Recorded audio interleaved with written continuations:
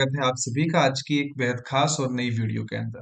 दोस्तों, आज मैं बात करूंगा आप सभी के साथ इनकम टैक्स डिपार्टमेंट की तरफ से आए एक बहुत जबरदस्त नोटिफिकेशन की, जिसके अंदर बताया गया है कौन सी 10 ऐसी मिस्टेक्स हैं जो आप सभी को कहीं ना कहीं आपके रिफंड में डिले करा सकती हैं और साथ ही साथ आप सभी के लिए पेनल्टी का काम भी कर सकती हैं। इनके बारे में भी बात करूंगा, साथ ही साथ बात करूंगा आज की एक ऐसी अपडेट जो कि आप सभी के लिए आईटीआर जिन लोगों ने अपना फाइल कर रखा है, आईटीआर फाइल कर चुके लोग, वेरीफाइड कर चुके लोग। मैं बार बार वेरीफाइड की बात इसलिए करता हूं दोस्तों, कई सारे लोग अपने आईटीआर को फाइल करके भूल जाते हैं, वेरीफाइड नहीं करते हैं। तो दोस्तों, एक बार आप रीचेक करिएगा अपने आईटीआर को कि क्या आपका आईटीआर वेरीफाई हो चुका है, तभी से आपकी डेट काउंट होगी। अदरवाइज आप अपने आईटीआर को फाइल करके सेव कर दीजिएगा, उसका कोई भी मतलब नहीं है। दोस्तों, इससे पहले भी मैं कई सारी अपडेट्स आप सभी को लगातार दिया हूं, तो आशा करता हूं ये वीडियो भी आपको पसंद आएगा। तो वीडियो को लाइक और शेयर करना ना भूलें, और साथ ही साथ आज की ये ऐसी खास वीडियो आप सभी के लिए मैं काफी इंफॉर्मेशन प्रोवाइड करूंगा। तो चलिए शुरू करते हैं। सबसे पहले कुछ पुरानी इंफॉर्मेशन को कवर करते हैं, उसके बाद नई इंफॉर्मेशन पर चलेंगे।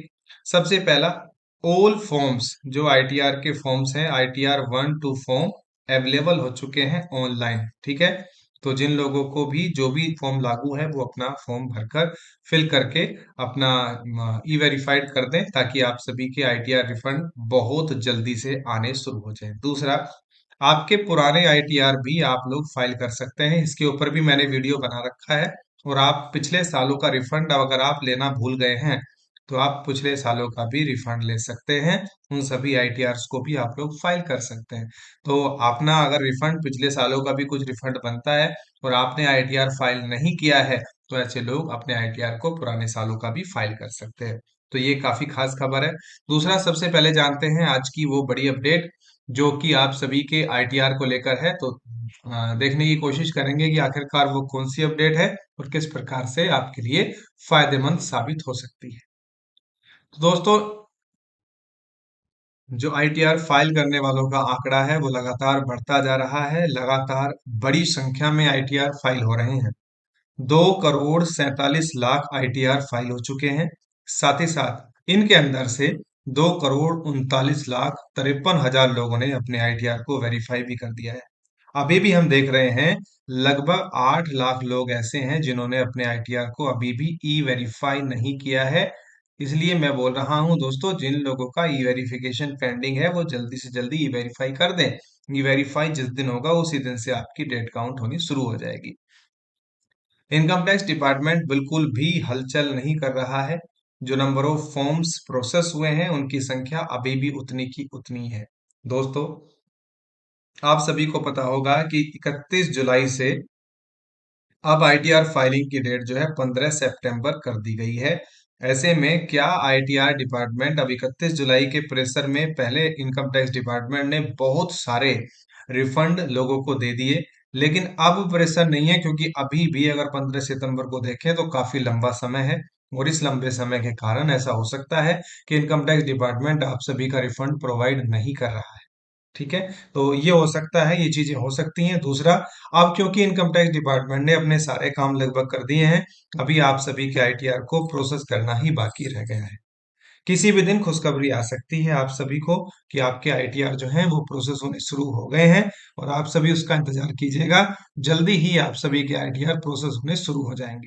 सबसे पहले, इससे पहले पहली एक बड़ी खबर हम जानते हैं, इनकम टैक्स रिटर्न फाइल करने की डेडलाइन तो बढ़ गई है, लेकिन अभी भी ऐसी 10 मिस्टेक्स जो कि आप सभी को अवॉइड करनी चाहिए, उनके बारे में जानकारी लेते हैं। दोस्तों, आप सभी के द्वारा की गई ये 10 मिस्टेक आप सभी के आईटीआर को कहीं ना कहीं लंबी देर तक प्रोसेस में डाल सकती है, और जो प्रोसेस होने में आप सभी को बहुत ज्यादा डिले का सामना करना पड़ सकता है। तो ये कौन सी चीजें हैं जो कि एक्सटेंड डेट के बारे में मैं पहले ही आप सभी को बता चुका हूं कि 15 सितंबर हो गई है, जो कि पहले 31 जुलाई थी आपके आईटीआर को फाइल करने की last date. Income tax department की बात करें तो अगर आपकी टोटल इनकम 2.5 लाख के अंदर अंदर है तो ओल्ड टैक्स रिजीम, और 3 लाख से ऊपर है तो आप न्यू टैक्स रिजीम के अंदर आप अपने आईटीआर को फाइल कीजिए। अगर आप पेनल्टीज से बचना चाहते हैं तो कुछ मिस्टेक्स आप मत कीजिए। सबसे पहले आपको सिलेक्शन करना है राइट आईटीआर फॉर्म का। दोस्तों मैं आप सभी को बता देना चाहता हूं, इसके ऊपर मैंने लॉन्ग वीडियो बना रखी है कि किसके लिए कौन सा आईटीआर फॉर्म लागू है। उसको जाकर देख लीजिए, आप कभी भी गलती नहीं करेंगे। आपको कौन सा सेलेक्ट करना है आईटीआर फॉर्म।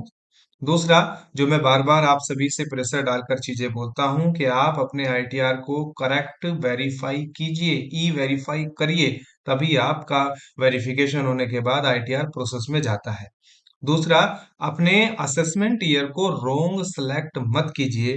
कभी भी आप असेसमेंट ईयर जो भरना है वो आपको भरना है 2024, और आप कब गलती से आप भर लेते हैं 2025 से 2026, तो ये भी आप सभी का गलत होगा। तो आप करेक्ट आईटीआर का असेसमेंट ईयर भी आप लोग भरिए। इनकरेक्ट पर्सनल डिटेल, कभी भी अपना नाम, PAN card number, date of birth, bank account, contact detail, इन सारी चीजों को आप सभी बड़ी बारीकी से जांचिए, क्योंकि अगर ये चीजें गलत होती हैं तो भी आप सभी के आईटीआर के आने में दिक्कत हो सकती है। दूसरा, कोई भी इनकम आपकी मिस नहीं होनी चाहिए। आप अपना 26 एएस और दोस्तों एआईएस फॉर्म बड़ी बारीकी से ध्यान से देखिए। अगर आप बिल्कुल अच्छे से भरना जानते हैं तो भरिए, अदरवाइज सीए की मदद भी आप ले सकते हैं। आपकी कोई भी इनकम मिस नहीं होनी चाहिए, चाहे वो फिक्स डिपॉजिट की इनकम हो, चाहे वो इंटरेस्ट की इनकम हो, चाहे वो रेंटल इनकम हो, चाहे कोई कैपिटल गेन हो। और मैं ये कहता हूं कि जो भी इनकम आप सभी की 26 एएस में और एआईएस फॉर्म के अंदर शो हुई है वो कभी भी मिस नहीं होनी चाहिए, क्योंकि अगर मिस होती है तो वो आपका पेनल्टी का कारण भी बन सकता है और आपको वहां से नोटिस भी मिल सकता है। रॉन्ग फॉर्मेट का सिलेक्शन मत कीजिए।